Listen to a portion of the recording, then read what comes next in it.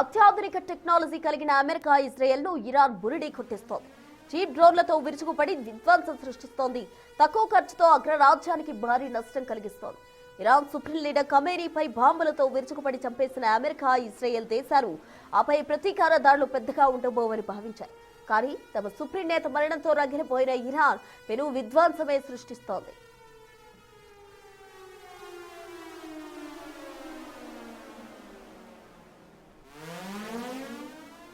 పశ్చిమాసియాలోని America స్థావరాలు, దాని మిత్ర దేశాల ఆర్థిక మూలాలపై విరుచుకుపడుతుంది. అమెరికా, ఇజ్రాయెల్ అధునాతన సాంకేతికతలు, రక్షణ వ్యవస్థలు ఛేదించుకుంటూ సాగుతోంది. ఇరాన్ ప్రతీకార దాడులు యావత్ ప్రపంచాన్ని విస్మయానికి గురిచేస్తున్నాయి.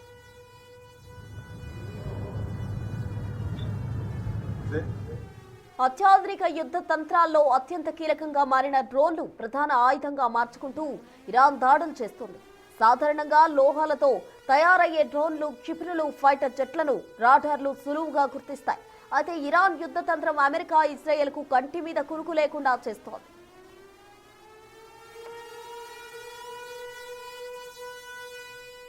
కానీ ఇరాన్ ఇప్పుడు ప్లాస్టిక్, కార్బన్ ఫైబర్ వంటి లోహరహిత పదార్థాలతో తయారు చేసిన షహీద్ 136 తదితర ఆత్మాహుతి డ్రోన్లు ప్రయోగిస్తోంది. వీటిని రాడార్ సిగ్నల్స్ గుర్తించలేకపోతున్నాయి.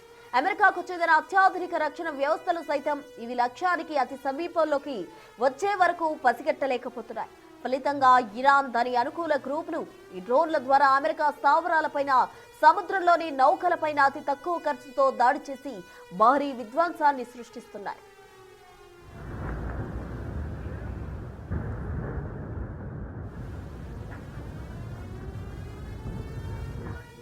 ఈ షాహెద్ సిరీస్ డ్రోన్లు చాలా దూరం ప్రయాణించగలవు. పైగా పెద్ద పేలోడ్ను మోసుకెళ్లగలవు. చాలా ఖరీదైన లక్ష్యాలు సునాయాసంగా ఛేదించగలవు. ఆధునిక క్రూయిజ్ క్షిపణి చేయగలిగే పనిని అవి తక్కువ ఖర్చుతో చేయగలవు. పరిణామంలో చిన్నవిగా ఉండే ఈ డ్రోన్లు భూమికి అతి తక్కువ ఎత్తులో ఎగురుతుండడం వల్ల స్టెల్త్ సామర్థ్యంతో పనిచేస్తాయి.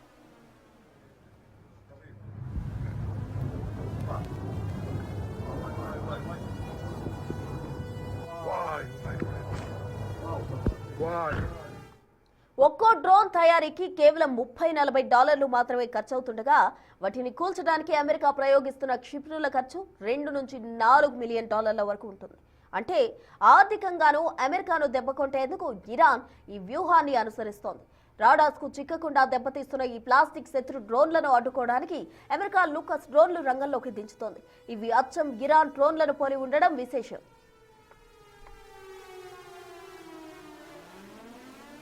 రాడార్స్ కు చిక్కని ఈ ప్లాస్టిక్ శత్రువులను అడ్డుకోవడానికి ఇప్పుడు అమెరికా లేజర్ ఆధారిత రక్షణ వ్యవస్థను రంగంలోకి దించాలని యోచిస్తోంది.